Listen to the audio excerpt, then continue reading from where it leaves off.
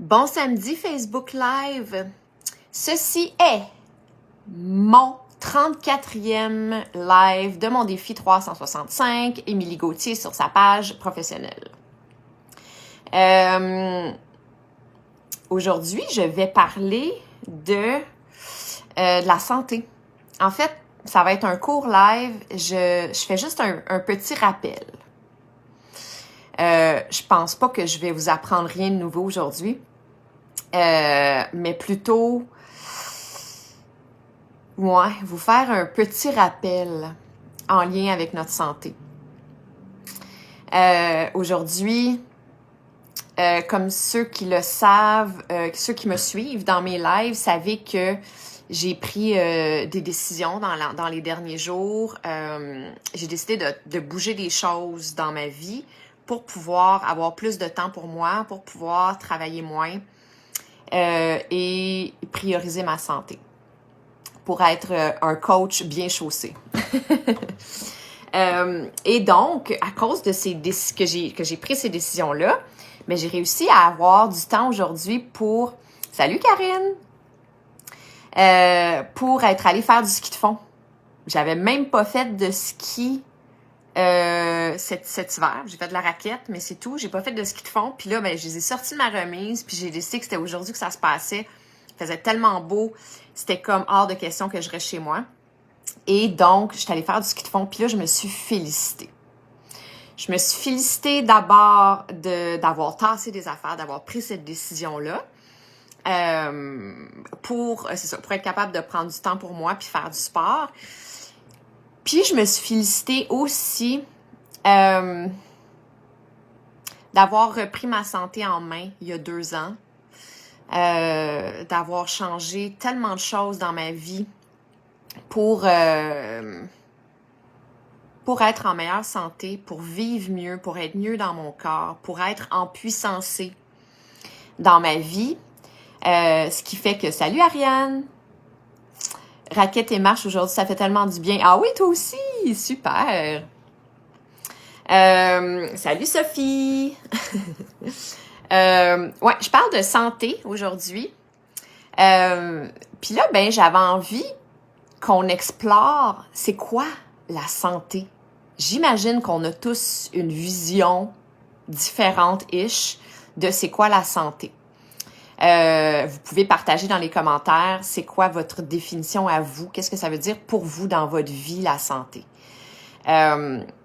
Moi, ça a changé énormément. Encore une fois, ceux qui me suivaient, ceux qui savaient un petit peu mon background, mon histoire, savaient que il y a 2 ans, les choses ont changé dans ma vie.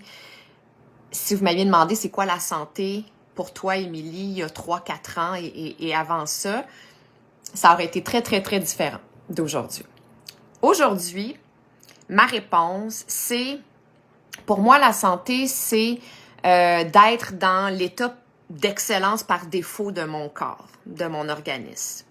D'excellence parce que le corps, c'est une machine absolument exceptionnelle, qui fait un travail absolument exceptionnel, qui est celui de nous fournir tout ce dont on a besoin pour bien fonctionner, pour faire face à tout dans la vie. Enfin, je suis là, je t'écoute attentivement sur ma télé. Oh, t'es donc bien cute! Sophie Jade.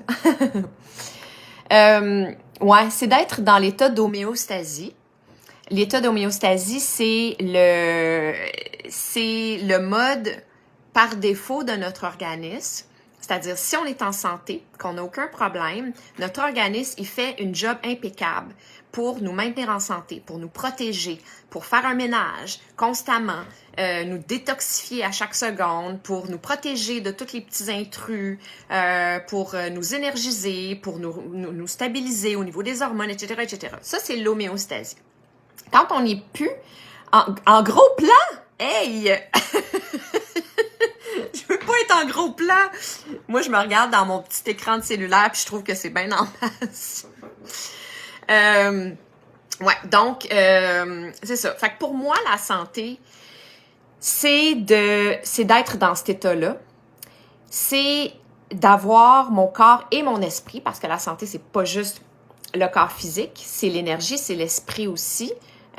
Pour moi, en tout cas, la santé, c'est la santé physique, psychologique, émotionnelle, puis même spirituelle. Fait que donc, pour moi, être en santé, c'est d'avoir mon corps et mon esprit de mon bord. De pas les traîner comme un boulet. Ça peut être subtil. Ben, j'ai une 55 pouces. My God! Ouais, donc, tu sais, OK, moi, avant la maladie, je sous-estimais l'importance d'être en santé. Je me pensais invincible. Puis toutes les petites affaires, vous le savez déjà, toutes les petites affaires que mon corps essayait de me dire, tous les petits symptômes que je recevais, que je ressentais dans mon corps, je les banalisais. Je me disais, bah, OK, là, c'est un mal de tête, bah, OK, c'est une crampe, bah, OK, c'est un mal d'épaule, bah, OK, peu importe, on s'en fout, on continue à vivre notre vie. Mais la réalité, c'est que non seulement ce qui se cachait derrière ces symptômes-là ont pris de l'ampleur avec le temps, mais non seulement ça, c'est que ça me tirait vers le bas. Inconsciemment, je n'étais pas en pleine possession de mes moyens. J'étais tout sauf empuissancée. C'est vraiment... quand on n'est pas en état d'homéostasie, ça ne veut pas dire qu'on est alité dans une chambre d'hôpital, pas du tout. Il y en a plein de gens qui ne sont pas en mode homéostasie puis qui fonctionnent très bien dans la société. Très bien. C'est relatif. Mais c'est sûr qu'ils ne sont pas en pleine possession de leurs moyens.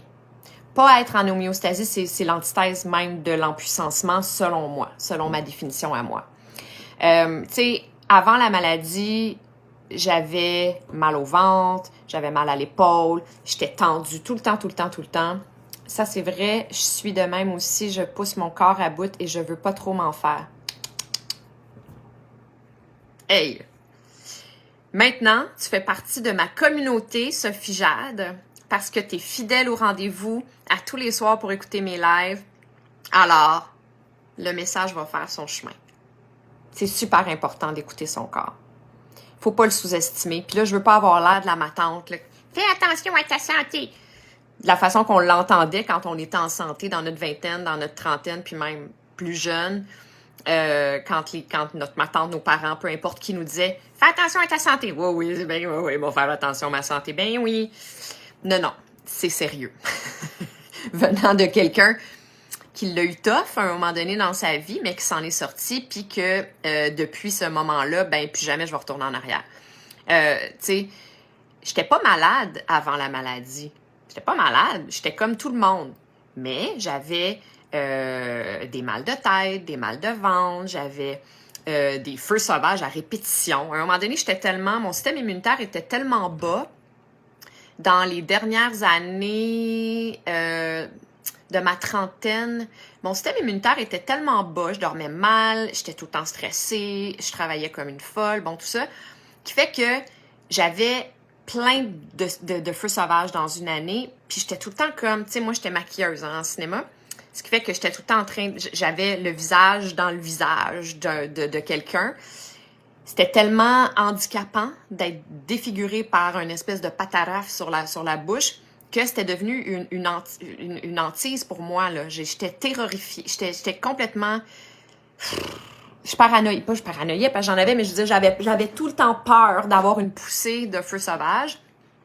Mais au lieu de faire, OK, là, il y a quelque chose qui marche pas dans mon corps. Si j'ai tout le temps des feux sauvages qui pop, c'est qu'il y a quelque chose qui fonctionne pas. C'est que mon système immunitaire est à plat. Pourquoi mon système immunitaire est à plat? Bon, blablabla. Ça, c'est tout comme des questionnements, une enquête que je faisais absolument pas avant d'être malade. J'étais stressée tout le temps. Je faisais de l'anxiété. Tu sais, mal au cou, mal aux épaules. Moi, je finissais un tournage, j'allais travailler pendant, mettons, je sais pas, 5 mois. Je me défonçais complètement.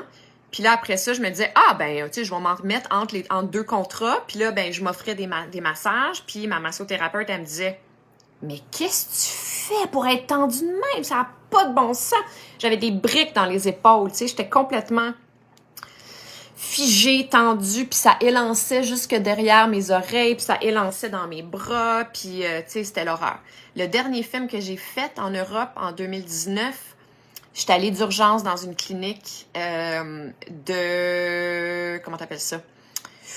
Je me rappelle jamais de cette spécialité-là. En tout cas, c'était des spécialistes dans les les nerfs, les tendons, muscles.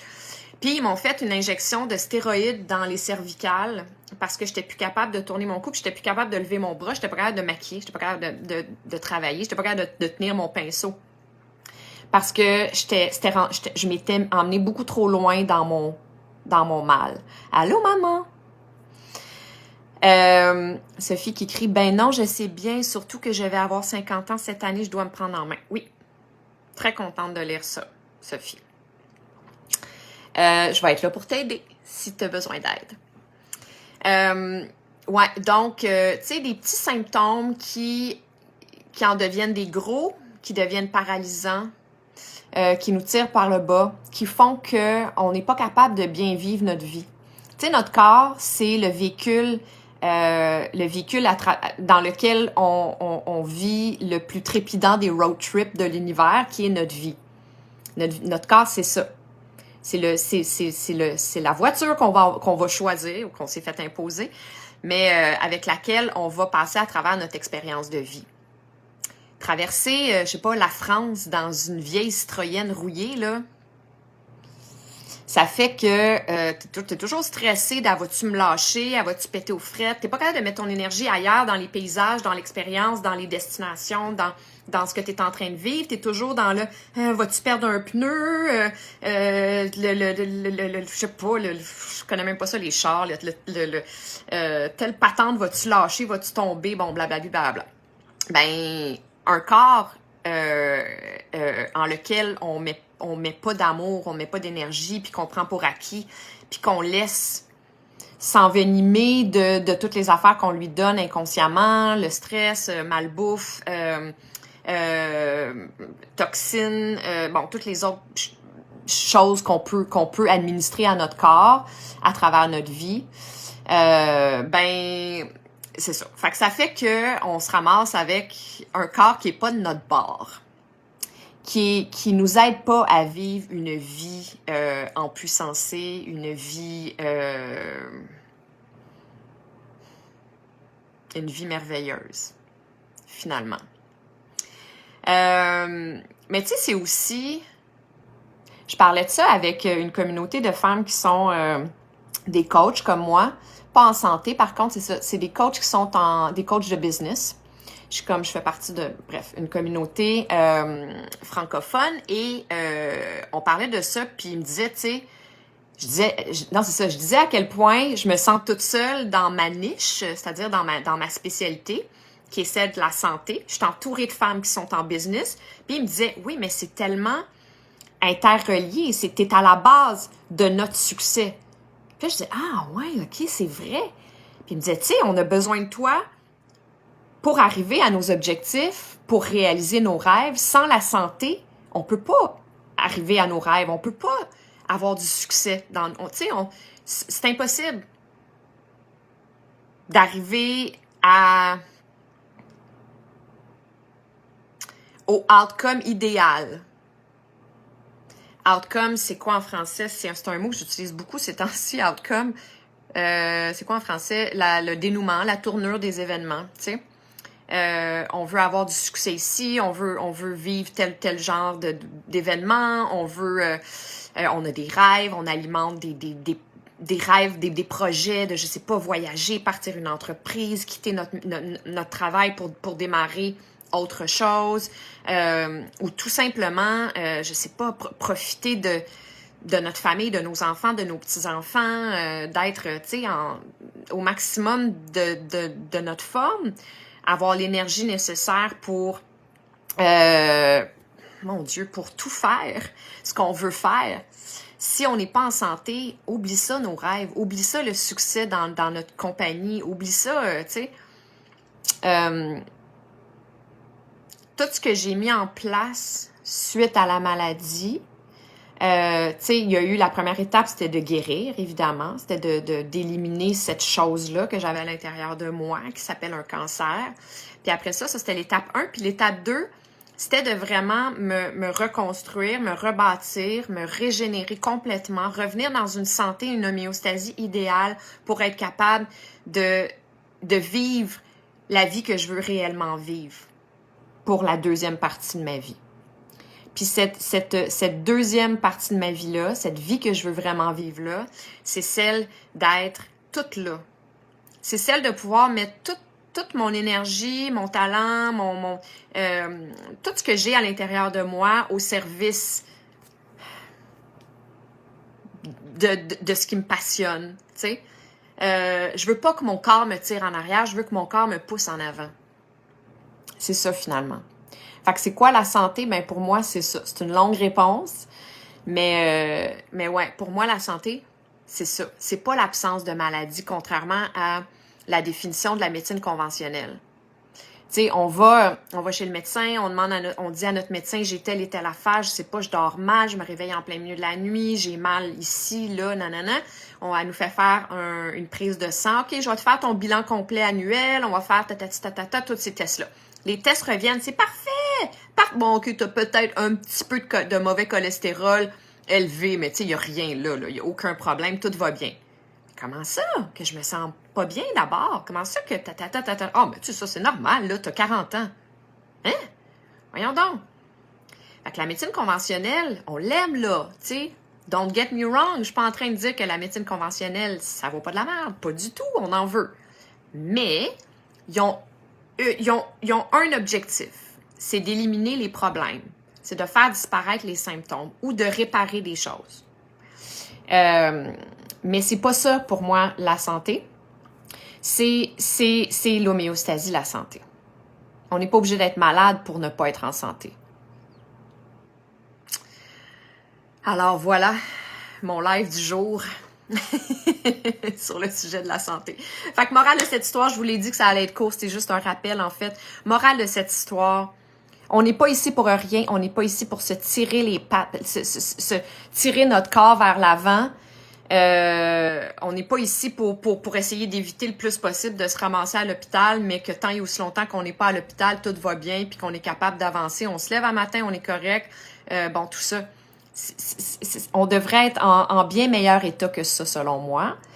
Puis que quand on a un symptôme, même si on a 40 ans, même si on a 50 ans, même si on a 60 ans, c'est qu'il y a quelque chose à entendre là. Il y a quelque chose qui se passe. Il y a un message qu'on doit entendre. Puis c'est possible de comprendre c'est quoi que notre corps essaye de nous dire si on aiguise notre sens de l'écoute à ce niveau-là.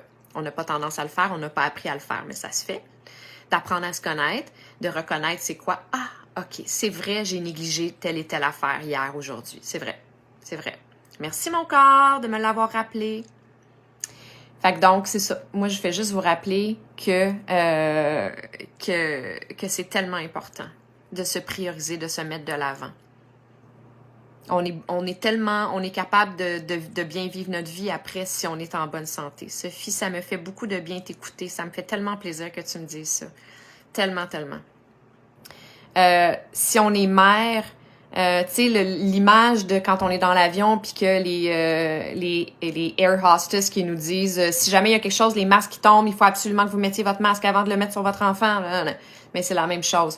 Je le dis souvent à une de mes amies qui a 4 enfants puis qui met toujours ses enfants en avant. Ça, c'est la loi de la nature. On va tous faire ça. On va mettre nos enfants en avant. C'est sûr, c'est normal. Mais on peut pas bien s'occuper de nos enfants si on va pas bien. Alors, le masque, mettons-le sur nous, ça va prendre quelques secondes. Puis après ça, le masque qu'on va placer sur nos enfants, il va être beaucoup plus aligné. Il n'y aura pas de fuite. Il va être bien placé. Notre enfant va être correct. Fait que voilà, c'est ça. On s'occupe de nous avant tout, on écoute notre corps. Puis on se priorise pour pouvoir déguster la vie. Puis pour pouvoir la vivre à la hauteur de toutes les merveilles qu'elle a à nous offrir. Ouais, c'est ça. Je vais conclure là-dessus. Je vous aime tout le monde. Bon samedi soir. Hey! Petit rappel. Demain, mon live, je cuisine. Je suis dans ma cuisine. Ça va être plus long. Ça va être un live d'à peu près 1 heure. Je vais faire un chapché. C'est pas la recette la plus santé, mais c'est une recette qui fait du bien. Alors, si jamais vous voulez la faire avec moi, tous les ingrédients sont inscrits sous la publication que j'ai mis sur ma page professionnelle il y a peut-être 3-4 jours. Vous avez juste à descendre sur mon profil, vous allez le voir. Tous les ingrédients sont là si jamais vous avez envie de cuisiner avec moi et manger ça demain soir. C'est tellement délicieux. C'est un plat traditionnel coréen. Japchae. merveilleux. Alors, je vous embrasse. Bye. Bon samedi tout le monde.